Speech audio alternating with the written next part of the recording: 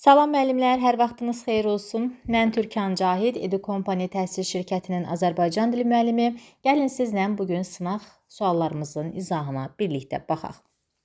Deməli, birinci sualda hansı cümlədə fərqləndirilmiş söz cəm şəkilsi qəbul etsə də, qələmimizi götürək, cəm şəkilsi qəbul etsə də ismin sualına cavab vermir.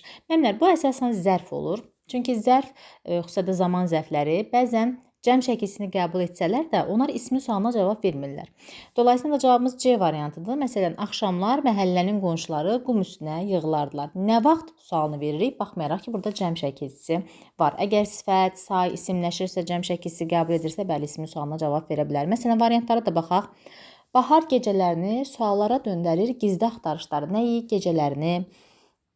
Ey mənim gülüm, gülşənim, ürəyim dözmür hicran gecələrinə, gecə nəyə? İsim kimidir.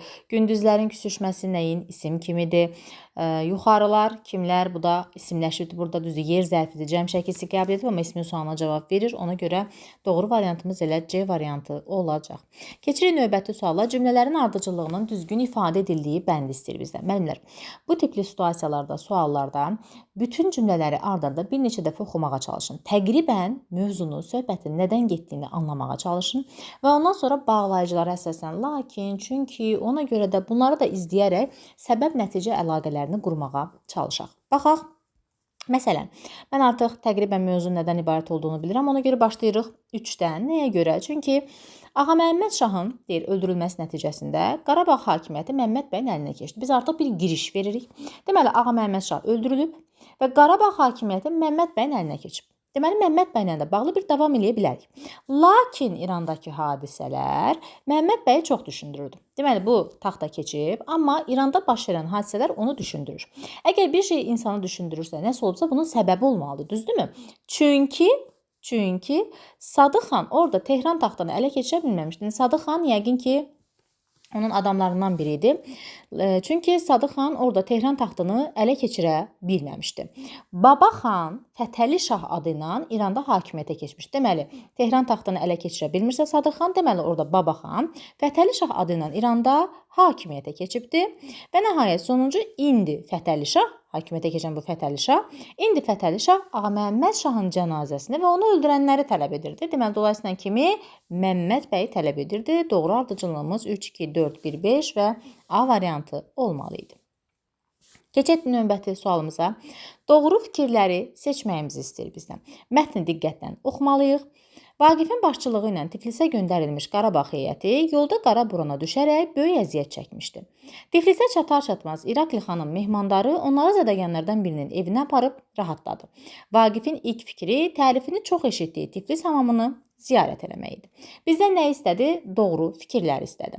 Deyir ki, Vaqifin Tiflisə getməkdə əsas məqsədi oradakı hamamı ziyarət etməkdir. Bax, burada məqsəd bildirilmir, müəllimlər. Bu, Vaqif başçılığı ilə Tiflisə göndərilir bu heyət. Və o ora çatandan sonra ilk fikri Tiflis hamamını ziyarət eləməkdir. Amma məqsəd deyildi. Fikir məqsəd ola bilməz axı. Düzdürmü? Dolayısıyla bir yanlışdır. Bir olan variantları gəlin çıxaq.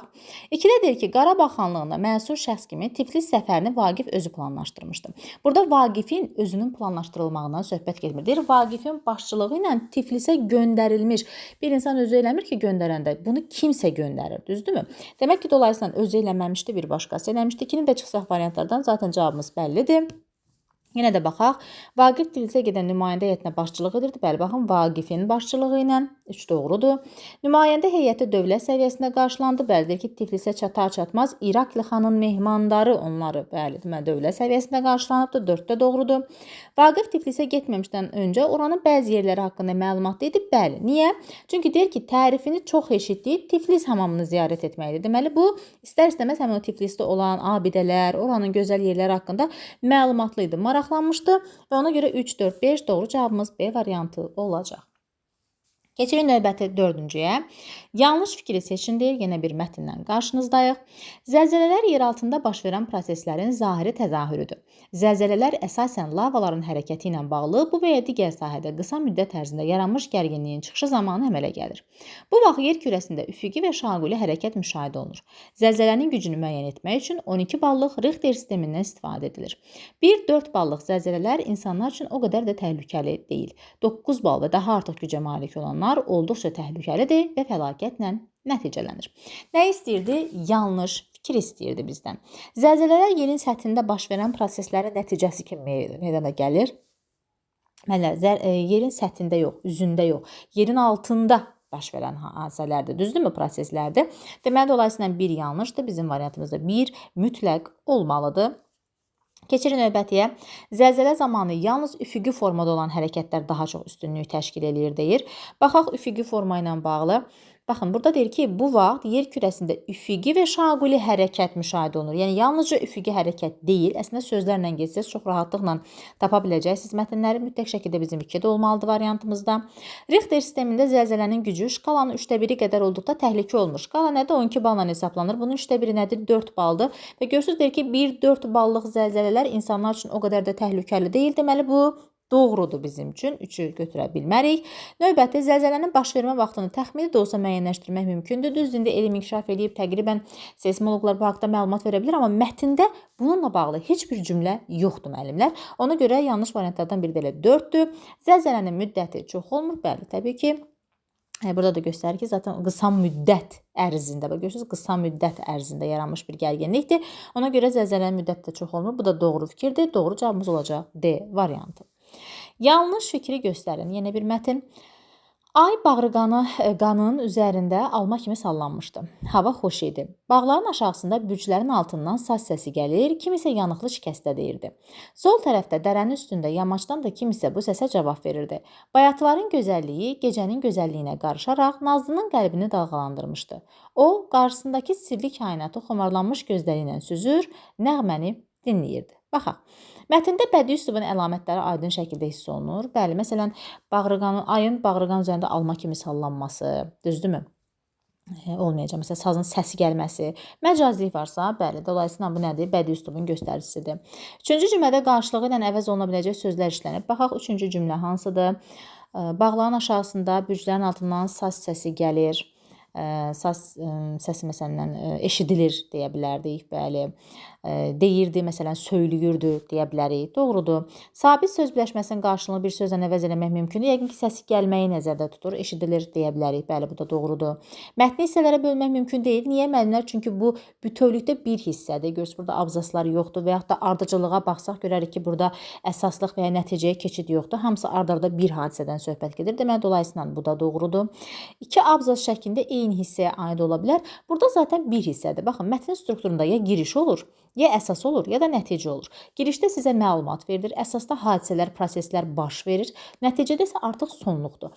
Burada sadəcə bir hadisə ilə bağlı ümumi bir məlumat, yəni bu bizim giriş hissəmizdir, sonluq deyil, bütövlükdə, nə də orta hissə deyil. Ona görə bunu 2 abzas şəklində eyni hissəyə bölməyə ehtiyac yoxdur. Doğru cavabımız elə E variantı olmalıdır.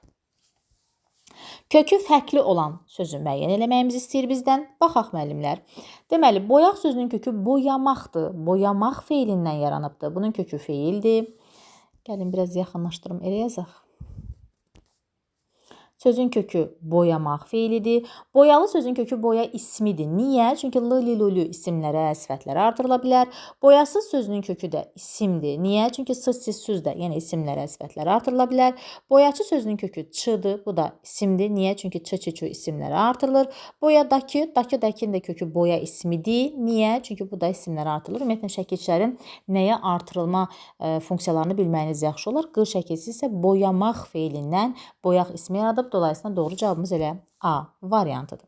Keçirik növbəti. Hansı cümlədə isimdən düzəlib, ismi xüsusiyyətlərini daşıyan sifətlə yanaşı, sifətin xüsusiyyətini daşıyan isim də var. Deməli, Bizə elə bir isim lazımdır ki, o sifətin xüsusiyyətini daşısın. Və elə sifət də lazımdır ki, o da ismin xüsusiyyətini daşısın. Düzdürmü? Və ya da sifətin xüsusiyyətini daşıyan isim olsun, ismin xüsusiyyətini daşıyan sifət olsun, eyni formada. İndi baxırıq variantlarımıza.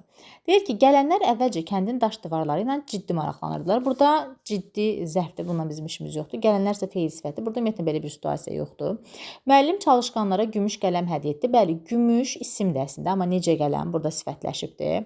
Çalışqan isə sifətdir və ismin xüsusiyyətini daşıyıbdır. Kimlərə? Çalışqanlara. Amma diqqətli olun. Bax, deyir ki, isimdən düzəlib ismin xüsusiyyətlərini daşıyan. Çalışqanlar sözünün çalışmaqdan çalışqan yaranıbdır. Bu feildən düzəlibdir. Dolayısıyla bu variantı da götürə bilmərik. Qəhrəman döyüşçülər doğma torpaqlarımızı geri qaytarmaqda böyük igidlik göstərdilər deyir. Baxaq, deməli, qəhrəman döyüşçülər burada sifət olduğu kimi qalıbdır. Doğma torpaqlarımızı necə, hansı bu olduğu kimi qalıbdır. Böyük igidlik, necə igidlik? İgidlik özü də isimdir. Heç burada ümumiyyətlə belə bir situasiya yoxdur. Səhər yeməyi vaxtı evdəkilər mənim aldığım qızıl saata bənzər. Hə, elə cavabımız budur. Niyə? Evdəki dakı şəkilsi ilə düzələn sifətdir və kim sualına cavab verir? İsimləşib. Qızıl saat, qızıl bilirsiniz ki, isimdir. Ümumiyyətlə metal bildirən sözlər bürüncdür, qızıldır, gümüşdür, dəridir, yundur, taxtadır, saxsıdır. Bu tipli sözlər isimdir, amma sifətləşə bilirlər. Bu da sifətin xüsusiyyətini daşıyıb. Və baxaq görək, ismin xüsusiyyətini daşıyan sifətimiz nədən düzəlib? Ev ismindən düzəlib. Dolayısıyla doğru cavabımız elə D variantıdır. Hansı ara sözlər həm də modal söz kimi götürülə bilir? Bilirsiniz ki, bütün modal sözlər ara sözdür, amma bütün ara sözlər modal söz deyil. Niyə? Çünki modal sözlər bir sözdən ibarət ola bilərlər, amma ara sözlər söz birləşməsi və cümlə formasında da ola bilər. Dolayısıyla da bu məntiqlə getsək, A-nı çıxacaq, B-ni çıxacaq, D-ni çıxacaq, E-ni çıxacaq. Çünki söz birləşməsi və cümlə formasında modal söz ola bilməz. Amma bu bir söz olduğu üçün C variantındakı ara söz modal söz kimi də işlənə bilər. Keçək növbəti. Sinif yoldaşım Natəvan da sənin kimi yaxşı qızdır cümləsində fərqləndirilmiş söz hansı sözdən əvəz edilsə, cümlənin sintaktik təhlil sxemi dəyişməz. Qızdır burada müəllimlər ismi xəbərdir. İsmi xəbərdir. Kimdir? Nədir? Qızdır. Düzdürmü? Kim? Natəvan.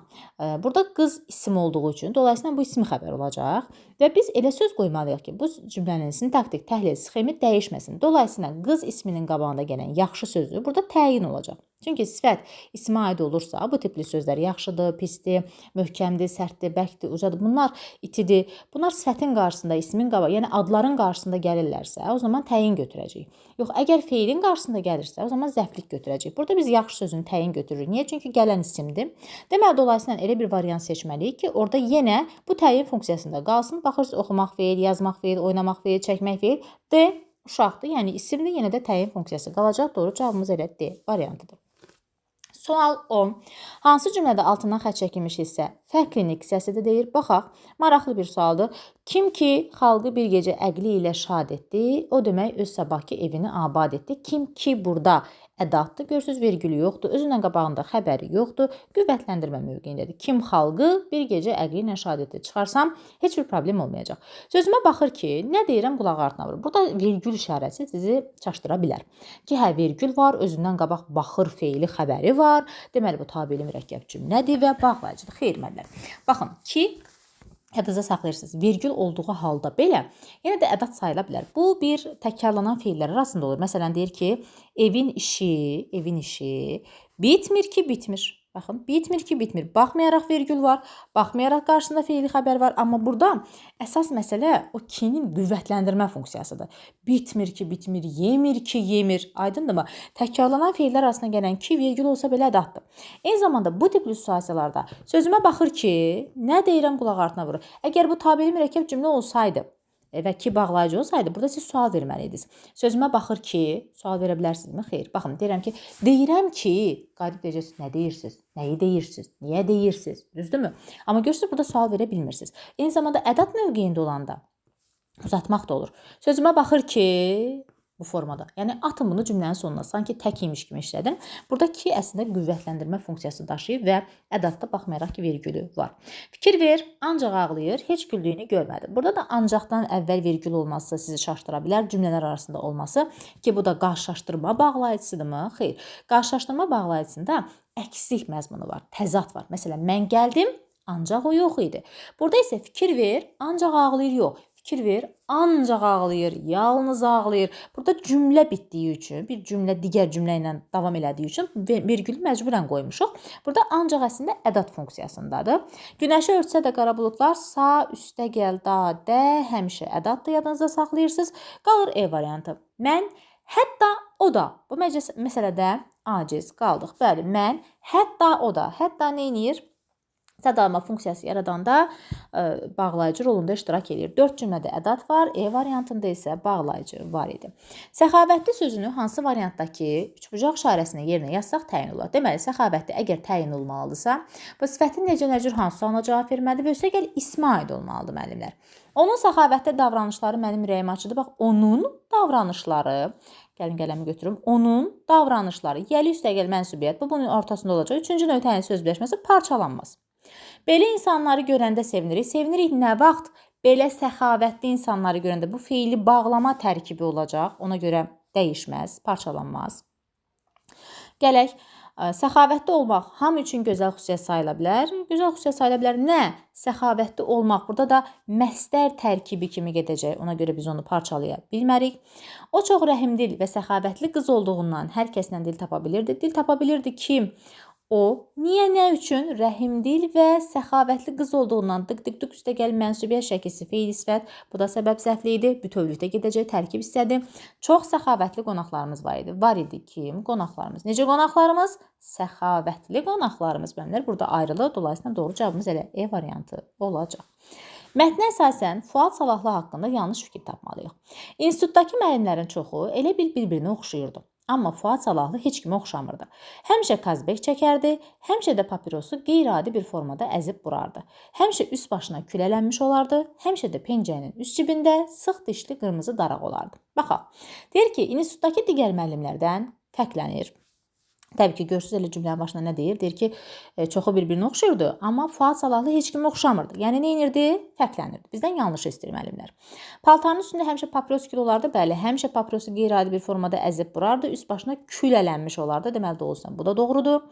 İnstitutdakı müəllimlərdən fərqli olaraq zərərli vərdişləri var idi. Baxın, deyə bilərsiniz ki, müəllim, hə, siqaret çəkmək zərərli vərdişdir, düzdür. Amma ola bilər ki, bu fərqlilik sadəcə bu siqaretlə bağlı deyil axı.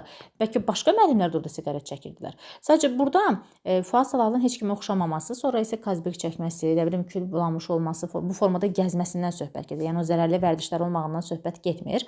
Və hətta ola bilər ki, sadəcə çəkdiyi brendin, markanın belə fərqliliyi ola bilərdi. Çünki o birlər başqasını çəkə bilərdi. Bu ancaq kazbek çəkərdi və hətta onlar tez-tez dəyişərdilər. Yəni bunun dəqiq olduğunu bilə bilmərik. Ona görə C variantı yanlışdır. Daimi eyni paprosdan istifadə edirdi. Bəli, həmişə kazbek çəkərdi. Bu da doğru fikirdir.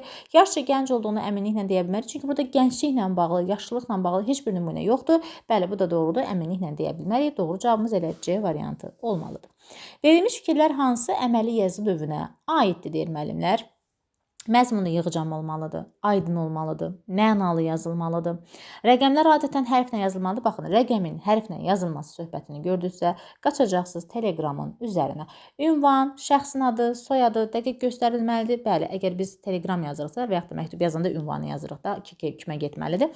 Telegramda isə rəqəmlər adətən hərflərlə yazılır. Ona görə doğru cavabımız C variantıdır. Nümunə ilə bağlı doğru fikri göstərin. Başını ağrıtma qızım. Belə iş baş tutmaz deyir. Baxaq. Deməli, bütün sözlərə bir-bir baxa-baxa gedək. Deyir, isimdən yaranmış feil inkardadır. İsimdən yaranmış feil hansıdır müəllimlər? Baxaq görək. İsimdən yaranmış feil. Ağrıtma. Ağrımaqdan, ağrıtma yox. Ümumiyyətlə, burada müəllimlər, isimdən yaranmış feil yoxdur. İsimdən yaranmış feil yoxdur. Bizdən doğru fikir istəyir. Ağrıtma sözündə də ağrımaq feilindən ağrıtma yaradacaq. Yəni, burada isimdən yaranan bir feil yoxdur. Ona görə də yanlışdır. Burada tutmazı nəzərdə tutursa, əgər inkarda və ya da ağrıtma nəzərdə tutursa, ağrımaq feilindən yaranır. Tutmaz sözün kökü tutdum, ma, inkarda az, qeyri-qəti gələcəksən. Burada belə bir feil yoxdur. Keçirin növbətiyə. Kök qrammatik sxeminə uyğun iki fərqli hissəsi işlənibdir. Baxaq görə bu baş sözü, başdan, başını, yəni mənsubiyyət və təsirli hal. Ağrıtmada bir dənədir, olmayacaq. Qızımda əgər təhlil etsək bir dənədir. Belə iş bunlarda yoxdur. Tutmazda mamə, inkarda az qeyri-qəti gələcək zaman şəkildə. Qrammatik iki dənə var söz. Fərqli hissəsi işlənmişdir deyir. Baxaq görək. Kök qrammatik sxeminə uyğun. İki fərqli sxem. Başını, nəyi başını? Aha, davam eləyək. Deməli, burada müəllimlər əslində kök qrammatik sxeminə uyğun iki fərqli hissəsi var. Bəli, başını isim kimi gedə bilər, tutmaz feil kimi. Amma burada baş tutmaq mürəkkəb feildir. Biz bunu parçalamayacağıq. Ona görə dolayısıyla bu da yanlışdır. Sözün quruluşca yalnız bir növündən istifadə olunubdur. Baxaq. Məsələn, başını sadədir, ağrımaqdan ağrıtmaq düzəltmədir, baş tutmaq mürəkkəbdir. Ona görə bu da doğru olmayacaq. Cümlədə müraciət bildirən söz iki fərqli hissəsi kimi amonim ola bilən sözdür. Müraciət bildirən söz yəni ki, qızım sözünü nəzərdə tutur. Biz bunu həmişə nə etməliyik? Kökünə baxmalıyıq. Qızım sözünün kökü qızdır. Bəli, bu qız insan mənasında, bir də qızmaq feili mənasında, bəli, amonim ola bilər. Xəbərlərindən biri isimlə amonimdir deyir. Baxaq. Deməli, ağrıtma sözünün kökü ağrıdır. Ağrımaq feili bir də ağrı ismi olur. Belə iş baş tutmaz. Burada da yəqin ki, tutu nəzərdə tutur. Tutmaq da ola bilər həm isim, həm feil kimi. Yəni biri yox, ikisi əslində amonim ola bilər. Ona görə bu da yanlışdır. Doğru cavabımız elə olacaq D variantı. Keçirik növbəti sual 15-ə. Hansı cümlələrdə sözlə yazılmış say rəqəmlə yazılsa, tərkibindəki şəkilçilərdən biri yazılmayacaq. Dolayısıyla bu formada həmin sözdə mütləq şəkildə iki şəkilçi olmalıdır ki, siz onun birini yazasınız, digərini yazmayasınız. İndi baxırıq. Əli olimpiyadada yenə də birinci oldu. Baxın, sözün kökü 1, inci şəkilçi. Bu bir şəkilçi deməlilər. Uzaq başı bunun bir yazıb hissəsinin birini yazmayacaqsınız. Yəni bir şəkilçi olmalı deyil axı. Tərkibindəki şəkilçilərdən biri yazılmayacaq deyirsə, orada iki şəkilçi olmalıdır. Dolayısıyla biri biz avtomatik nə etməliyik? Variantlardan çıxmalıyıq. Biz ayın 6-sına qədər evə qayıtmalıyıq. Bəli, 6 sözün köküdür. 6-sı mənsubiyyət, na, bu da bitişdirici və yönlü haldır. 6-sına necə yazacaq? 6 na forması göstərir. Session mənsubiyyəti biz yazmadıq. Dolayısıyla 2 mütləq olmalıdır variantımızda. Gələn turistlərin sayı 60-ı keçmişdi. 60 sözünün kökü elə 60-dır. Bir dənə şəkilçidir orada, düzdürmü? Yəni bunu eləməyə ehtiyac yoxdur. Necə yazacağız? 60, yəni dəyişən bir şey yoxdur. Ona görə 3-ü də çıxırıq variantlardan. Gəlir şagirdlərin 3-ündə dərslik yox idi. Bəli, sözün kökü 3-dür. 3-ü mənsubiyyət, bitişdirici də yerli H şəkilsi. 3-ündə necə yazacaq? 3-ün də formasında qeyd eləyəcək. Ona görə yəni birini yazmayacaq şəkilçinin. Dolayısıyla 4 də bizim variantımızda olmalıdır. 8-incilər, 8 sözün köküdür. İnci və lər var. Amma burada necə olacaq? 8-in, baxın, gəlin bu formada yazacaq. 8-in cilər forması. Ləri yazdıq. İncinin də C-sini yazıq. Yəni düşən heç bir şey olmadı. Ona görə doğru variantımız elə E variantı olacaq. Sual 16. Qeyri-müəyyən təsirli halda olan isim hansı cümlədədir deyir. Qeyri-müəyyən təsirli hansı şəkilsi I, I, U, Ü sualı kimi, nəyi, haranı formasındadır. Baxaq. Fikri hələ də dostunun yanında idi. Nəyi demirsiniz mənlər? Nə hələ də dostunun yanında idi? Onun fikri. Çünki bu mənsubiyyətdir. Bilirik ki, el gücü sel gücüdür. Baxın, elin gücü selin gücüdür. Bu qeyri-müəyyən yəlikdir, olmayacaq. Sinif rəhbəri də burada idi. Sinif rəhbəri əslində sinfin rəhbəri olmalıdır. Bu qeyri-müəyyən yəlik, bu da mənsubiyyətdir, olmayacaq. Dağın yamacından lalə yığırlar. Dağın yəlikdir, yamacından çıxışlıqdır. Yığırdılar kim? Onlar nəyi? Nə yığırdılar? Nəyi yığırdılar? Bəli, qeyri-müəyyən təsirli hal həm nə, həm də nəyi sualına cavab verə bilər. Və üstəgəl də qeyri-müəyyən təsirli hal olan sözü, məsələn, siz götürüb cümlədə feilin yanından, xəbərin yanından uzaqlaşdırsanız, dərhal özünü götürür. Məsələn, laləni dağın yamacından yığırlar. Gördünüz, dərhal şəkilsini qəbul etdi. Və yaxud da qarşısına o, bu, həmin əvəzlərini qoya bilərsiniz qeyri-müəyyən təsirli halı ortaya çıxarmaq üçün. Dağın yamacından həmin laləni yığırdılar, o laləni yığırdılar, bu laləni yığırdılar. Deməli, doğru cavabımız elə D variantıdır. Sual 17. Fərqləndirilmiş hissələrdən biri iki şəkilçidən ibarətdir. Baxırıq müəllimlər. Deməli, gəlin biraz ekranı yaxınlaşdırım, üzərində işləyək.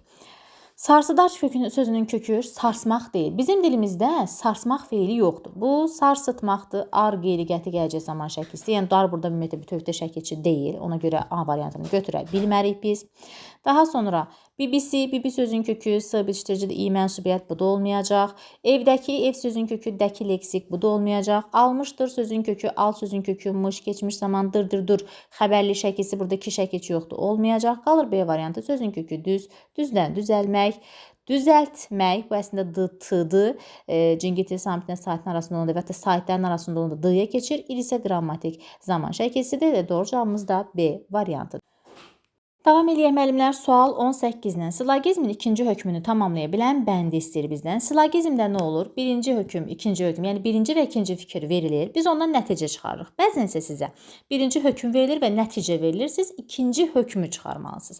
Bu zaman demək olar ki, ortaq sözlərdən istifadə etməyiniz sizin üçün daha rahat olar. Nə mənada? Baxaq. Deyir ki, sabit söz birləşmələri frazeoloji birləşmələrdir və nəticə etibarilə sonda deyir ki, frazeoloji birləşmələr formaca dəyişir. Baxın, hər ikisində də frazeoloji birləşmə sözü var. Düzdür? İndi bunda sabit söz birləşmələri, bunda isə formaca dəyişmək ifadəsi var. Dolayısıyla bax bunda olmayandan bunda olmayanı götürdüm. Bax frazeoloji eyni sözləri çıxdım. Deməli yerdə nə qaldı? Sabit söz birləşmələri formaca dəyişir. Bu əslində silogizmin bir kiçik bir birliyidir, bir hissəsidir deyək. Bu formada yəni çıxarda bilərsiniz. Sabit söz birləşmələri frazeoloji birləşmələrdir. Axırda deyir ki, frazeoloji birləşmələr formaca dəyişir. Deməli, sabit söz birləşmələri formaca dəyişir. Doğru cavab E variantıdır. 19 uzun bir mətnimiz var. New York şəhərində doğulan Grace Hopper adlı qadın hərbçi, proqramçı idi. 7 yaşı olarkən Grace bir gün saat mexanizmini öyrənmək üçün evdəki saatları söküb sındırır. Anası evdə sonuncu saatın qaldığını bildirəndən sonra Grace əlini saxlayır. Grace'in bu marağı ömrünün sonuna kimi davam edir, maraqlı hesab etdiyi hər şeyi qurdalayıb yoxlayır. Grace admiral babasının yolu ilə gedərək 2-ci Dünya müharibəsində hərbi dəniz qüvvələrində xidmət edir. Ona xüsusi layihə həvalə edilir. Gəl Markla tanış ol deyirlər. Mark ilk kompüter olduğundan onu heç kim idarə edə bilmirdi. Grace kompüteri tədqiq etməyə başladı. Onun Mark üçün yazdığı proqram sayəsində düşmənlərin gizli mesajlarının şifrəsi çözüldü. Grace bir neçə dəfə təqaüdə çıxmaq istəmiş, ancaq fövqəladə bacarıq sahibi olduğu üçün hər dəfə geri çağırılmış, nəhayət babası kimi admiral olmuşdu. Mətnə əsasən nəyi fakt hesab etmək olmaz? Fakt nədir? Dəqiq hökmdür müəllimlər. Yəni konkret burada mətndə bununla bağlı bir şey yoxdur. Grace'in öyrənmə həvəsi ömrünün sonuncuna davam eləmişdi. Bəli, görürsünüz deyir ki, balaca vaxtlarından neynirdi? Qırırdı, tökürdü, saxlayırdı. Bu marağı ömrünün sonuna kimi davam edir. Cümlələrdə sözlərlə irəliyim. Bəli, bu doğrudur. Təqaüdə gec çıxmağının səbəbi xüsusi bacarığa sahib olması. Bacarıq sözü, təqaüd sözü harda görürük? Gedək baxaq orada. Deyir, bir neçə dəfə təqaüdə çıxmaq istəmiş, ancaq fövqəladə bacarıq sahibi olduğu üçün deməli bu da doğrudur müəllimlər. Grace Hopper qadın idi. Baxın, Grace Hopper adlı qadın hərbçi və proqramçı idi. Bəli, Grace Hopper qadın idi deyir. 19-da baxaq başqa D. İlk təcrübələrini uşaq yaşlarından aparmışdı. Bax görürsüz deyir ki, saat mexanizmini öyrənmək üçün 7 yaşı olarkən. 7 yaş nədir? Bu uşaqlıq dövrüdür. Bu da doğrudur. Babası admiral olduğuna görə ona da admiral rütbəsi vermişlər. Xeyr müəllimlər, baxın. Babası admiral idi və o onun yolu ilə gedib hərbi dəniz qüvvələrində xidmət edir. Və sonra da neçə dəfə təqaüdə çıxmaq istəyir, çıxa bilmir, bacarıq sahibi olduğu üçün qaytarırlar onu və nəhayət babası kimi admiral olmuşdu. Yəni babasına görə admiral olmamışdı. Babası kimi admiral olmuşdu. Yəni bu onu öz zəhməti, öz bacarığı hesabına əldə eləmişdi. Sadəcə babasının yolu ilə getmişdi. Doğru cavabımız elə E variantı olmalıdır. 20 yenə də bir mətndir. Baxaq. Mətnin strukturu ilə bağlı doğru fikir istəyir bizdən. Bir quşun xarici görkəmi, onun harda yaşaması və nə ilə qidalanması haqqında məlumat verə bilər. Qartalın dimdiyi əyridir, onun da əti parçalamaq asandır. Ağacdələnin uzun və iti dimdiyi ağac gövdəsini deşmək üçün ideal alətdir. İslanmayan lələklər isə qu quşlarının və qazların suda rahat və çox vaxt keçirmələrindən xəbər verir. Deyir, mətn giriş və əsas hissədən ibarətdir müəllimlər. Baxaq. Deməli, baxın, bir quşun xarici görkəmin harda yaşaması, nə ilə qidalanması haqqında məlumat verə bilər. Bu görürsünüz giriş hissədir. Sonra başlayır artıq həmin o quşların yaşamasından, qidalanması haqqında məlumat. Yəni qartal belədir, ağacdələn elədir, nə bilim lələklər qu quşlarının, qazların. Yəni birinci sizə məlumat verdi. Sonra düşdü artıq nə bir sadalamağa. Deməli doğru cavabımız elə A variantıdır. O birilərə də baxaq.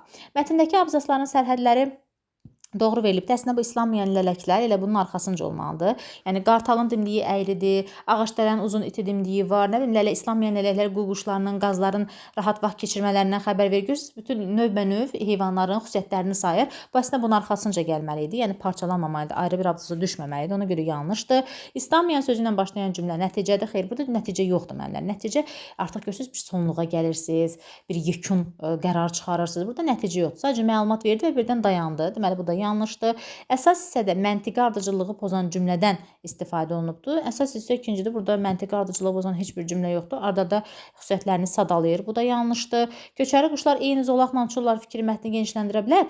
Burada lələk deyir ki, istanmayan lələklər qu quşlarının, qazların suda rahat və çox vaxt keçirmələrindən xəbər verir. Amma köçəri quşların eyni zolaqla uçmağının burada nə əlaqəsi var, nə aidiyyatı var? Yəni heç bir uyğun gəlmir fikrə. Ona görə də doğru cavabımız elə A variantı olmalıdır. Müəllimlər, sınağımızın izahı bu qədər. Bəyənməyi, paylaşmağı unutmayın. Faydalı oldusa, biz artıq aprel sürət qruplarına start vermişik. Sürət qruplarına qoşularaq dərslərimizdən yararlana və MİQ imtahanına tam şəkildə hazır ola bilərsiniz. Uğurlar!